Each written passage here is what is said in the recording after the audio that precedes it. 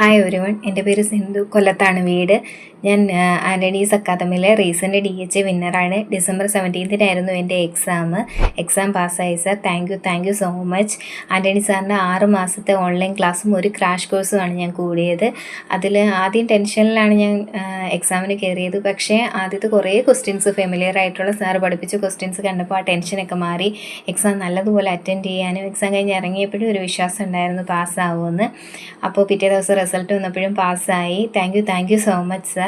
ഇനി അവിടെ പഠിക്കാൻ വരുന്ന സ്റ്റുഡൻസിനോട് എനിക്ക് പറയാനുള്ളത്, നിങ്ങൾക്ക് വിശ്വസിച്ച് പഠിക്കാം. കാരണം എന്ന് പറഞ്ഞാൽ സാറ് തിയറി നോളജ് നല്ല പോലെ തരും. നമുക്ക് എക്സാം പർപ്പസിന് വേണ്ടി മാത്രമല്ല, പിന്നീടുള്ള ഏതെങ്കിലും എക്സാംസിനോ വൈവകളിലോ എല്ലാത്തിനും അത് യൂസ് ആവും. കാരണം ഞാൻ 4 വർഷം മുന്നേ ഒമാൻ പ്രോമെട്രി പഠിച്ച വ്യക്തിയാണ്. സാറിൻ്റെ അടുത്ത് തന്നെയാണ് പഠിച്ചത്.